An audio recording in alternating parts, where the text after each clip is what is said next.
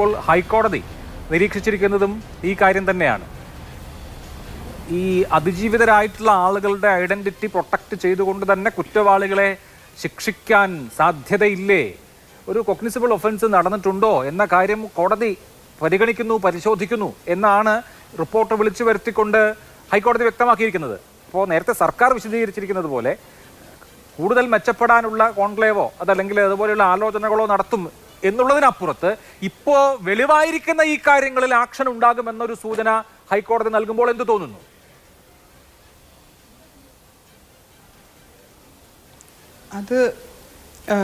അതിനെപ്പറ്റി കമൻ്റ് ചെയ്യാനുള്ള നിയമപരിജ്ഞാനമൊന്നും എനിക്കില്ല.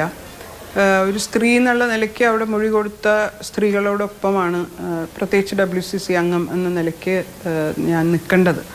അത് അവരുടെ പ്രൈവസി പ്രൊട്ടക്റ്റ് ചെയ്യപ്പെടും എന്ന് കൃത്യമായിട്ട് പറഞ്ഞിരുന്നു. അത് അവസാനം വരെയും നമ്മൾ അത് പ്രൊട്ടക്റ്റ് ചെയ്യപ്പെടണം എന്ന് നമ്മൾ ആഗ്രഹിക്കുകയും ചെയ്തു. ഇതൊരു ഔദാര്യമോ പെട്ടെന്ന് ഒരു കോടതി പറഞ്ഞിട്ട് ഇവരുടെയൊക്കെ അവരുടെ പ്രൈവസിയൊക്കെ പ്രൊട്ടക്റ്റ് ചെയ്യണമെന്നൊന്നും ഇല്ല. അത് ഈ നാട്ടിലെ ലോ അതാണ്, അതനുസരിച്ച് തന്നെയാണ് അത് ചെയ്യേണ്ടതും. പിന്നെ അതിലാകെ ഉണ്ടായത് എനിക്ക് തോന്നുന്നു നമ്മളെല്ലാവരും നമ്മളെ മെമ്മറി ഭയങ്കര ട്രാൻസിയൻ്റ് ആണ്, ഷോർട്ട് ലിവിങ് ആണെന്ന് തോന്നുന്നു. കാരണം അഭിലാഷിന് ഓർമ്മയുണ്ടോയെന്ന് അറിഞ്ഞൂടെ, കുറച്ച് മുമ്പ് ഈ റിപ്പോർട്ട് സർക്കാർ തന്നെ ഒരു സ്മോൾ കമ്മിറ്റി ഉണ്ടാക്കുകയും ആ സ്മോൾ കമ്മിറ്റി അത് വായിച്ചിട്ട് അതിൽ നിന്ന് കുറച്ച് റെക്കമെൻഡേഷൻസൊക്കെ അവരതിൻ്റെ അകത്ത് എക്സ്ട്രാക്ട് ചെയ്യുമെന്നൊക്കെ പറഞ്ഞിരുന്നു. അന്നും നമ്മൾ ഈ വിക്ടിംസിൻ്റെ പ്രൈവസിയെ പറ്റി കാര്യമായിട്ട് റേസ് ചെയ്തിരുന്നു. ഇപ്പോൾ ഉള്ള ഈ സാഹചര്യത്തിൽ മെമ്മറി കാർഡ് ലീക്കാവുന്നതും ഒക്കെയുള്ള സാഹചര്യത്തിൽ ചില അപ്രിഹെൻഷൻസ് ഒരു സ്ത്രീ എന്നുള്ള നിലയ്ക്ക് എനിക്കുണ്ട്. കാരണം വേണ്ടി മൊഴി നൽകിയ ആളുകളുടെ പേര് രേഖപ്പെടുത്തിയിട്ടില്ല എന്നുള്ളതാണ്. അപ്പോൾ മൊഴി നൽകിയ ആളുകളുടെ പേരോ തിരിച്ചറിയാവുന്ന വിവരങ്ങളോ ഈ മൊഴികളിൽ രേഖപ്പെടുത്തിയിട്ടില്ല എങ്കിൽ ഇൻ ക്യാമറ പ്രൊസീഡിങ്സുമാണ് നടന്നത്. അങ്ങനെ ഒരു പ്രൈവസിയുടെ പ്രശ്നം അവിടെ വരുമോ?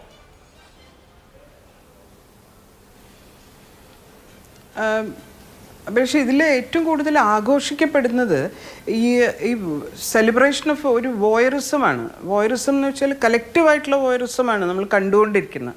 ഇതിലെ മറ്റ് ടേംസ് ഓഫ് റെഫറൻസ് ഒന്നും ചർച്ചയിൽ പോലും വരുന്നില്ല. നമ്മളെല്ലാവരും സീറോ ഇൻ ചെയ്യുന്നത് ഈ ആരെ പറ്റി എന്ത് പറഞ്ഞു, എന്തൊക്കെ ഇവിടെ സംഭവിച്ചു, അതിൽ കുറ്റം പറയാനുമില്ല. കാരണം സിനിമ എന്ന് പറഞ്ഞാൽ വോയറിസത്തിൻ്റെ കലയാണ്. അതിൽ നിന്നും പുറത്തു വരുന്നതിൽ ഇത്ര അധികം വോയറിസ്റ്റിക്കായിട്ട് ആൾക്കാർ നോക്കുന്നത് കാണുമ്പം നമുക്ക് അങ്കലാപ്പുണ്ട്. കാരണം പലരും അവരുടെ ജീവിതമാണ് അവിടെ മുന്നോട്ട് വെച്ചിട്ടുള്ളത്. അത് അവരൊക്കെ എഫക്റ്റ് ചെയ്യുമോ എന്നൊക്കെ ഉള്ള തോന്നലുകൾ അതൊക്കെ നമുക്കുണ്ട്. പക്ഷേ ഇതാണ് നിയമം അനുശാസിക്കുന്നതെങ്കിൽ അതിന് നമ്മൾ വഴങ്ങി കൊടുക്കുകയും വേണം. പക്ഷേ ഇപ്പം നേരത്തെ പറഞ്ഞ പോലെ മൊഴി കൊടുത്ത എല്ലാവരുടെയും കൺസേൺ ഇപ്പോഴും അവരുടെ പേരുകൾ പുറത്തു വരുന്നതിനെ പറ്റിയാണ്. അത് പ്രൊട്ടക്റ്റ് ചെയ്തുകൊണ്ടാണ് കാര്യങ്ങൾ വരുന്നതെങ്കിൽ വളരെ സ്വീകാര്യമായിട്ടുള്ളൊരു കാര്യമാണ്. കുറ്റം ചെയ്ത ആൾക്കാർ നിർബന്ധമായിട്ടും ശിക്ഷിക്കപ്പെടുക തന്നെ വേണം. സിനിമയിൽ പ്രത്യേകിച്ച് ഇനിയൊരു നയരൂപീകരണത്തിന് കോൺക്ലേവ് ഉണ്ടാവുന്ന കാര്യമൊക്കെ പറയുമ്പോൾ എനിക്ക് അത്ഭുതം തോന്നുന്നത് ഓൾറെഡി എക്സിസ്റ്റ് ചെയ്യുന്ന ഒരു തൊഴിലിടത്തിൽ എക്സിസ്റ്റ് ചെയ്യുന്ന നിയമം സിനിമയ്ക്കും ബാധകമാണ് എന്ന് മാത്രമേ ആക്ച്വലി ഇതിൽ എക്സിക്യൂട്ട് ചെയ്യാനുള്ളൂ. അത് സിനിമ അതിനതീതമായിട്ട് ജീവിക്കുകയായിരുന്നു, എക്സിസ്റ്റ് ചെയ്യായിരുന്നു. അങ്ങനെ അല്ല, സിനിമയും നിയമാനുസൃതമായിട്ട് മാത്രമേ നടക്കാൻ പാടുള്ളൂ എന്ന് പറയുന്നതാണല്ലോ അതിൻ്റെ പ്രാരംഭമായിട്ട് ചെയ്യേണ്ട കാര്യം. അത് കഴിഞ്ഞിട്ടാണല്ലോ ഇനി സിനിമ പോളിസിയൊക്കെ ഉണ്ടാക്കേണ്ടത്. ആദ്യം ഈ 4.5 കൊല്ലവും സർക്കാർ ചെയ്യേണ്ടിയിരുന്നത് അത് തന്നെയായിരുന്നു. അടുത്ത ഒരു ക്രൈം ആ സീനിൽ ഉണ്ടാവാൻ പാടില്ല എന്നുള്ള ജാഗ്രത ഈ റിപ്പോർട്ട് കണ്ട അധികാരികൾക്ക് ഇല്ലാതെ പോയത് എന്താണ് എന്നത് വളരെ ഖേദകരമായിട്ടുള്ളൊരു കാര്യമാണ്.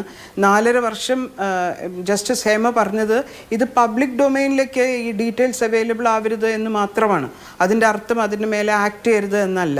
ആക്ട് ചെയ്തിട്ടുണ്ട് എന്നുള്ളതിൻ്റെ തെളിവാണ് ഞാൻ നേരത്തെ പറഞ്ഞ 1-2 വർഷങ്ങൾക്ക് മുമ്പ് അത് മുഴുവൻ വായിച്ചിട്ട് ഒരു സ്മോൾ കമ്മിറ്റി കൊണ്ട് റെക്കമെൻഡേഷൻസ് എഴുതി ഉണ്ടാക്കാമെന്ന് പറയുകയും ഇതുപോലെ ചാനലുകളിൽ വന്നിരുന്നിട്ട് ഞാൻ തന്നെ പറഞ്ഞിട്ടുണ്ട് ഇതിൽ പ്രൈവസി വളരെ പ്രധാനപ്പെട്ട കാര്യമാണ്, എല്ലാ അവിടെ മൊഴി കൊടുത്ത സ്ത്രീകൾക്കും അത് വലിയ കൺസേൺ ആണ് എന്നൊക്കെ ചാനൽ ഡിസ്കഷനിൽ ഞാൻ പറഞ്ഞതായിട്ട് എനിക്ക് ഇപ്പോഴും ഓർമ്മയുണ്ട്. അപ്പോൾ അതുകൊണ്ട് ഇത് അറിയാമായിരുന്നു, സർക്കാരിന് അറിയാമായിരുന്നു, ഈ റിപ്പോർട്ടിൻ്റെ കണ്ടന്റ് അറിയാമായിരുന്നെങ്കിൽ 4.5 വർഷവും ഇതേ കാര്യങ്ങൾ ആവർത്തിക്കാൻ നമ്മൾ അനുവദിച്ചു കൂടായിരുന്നു.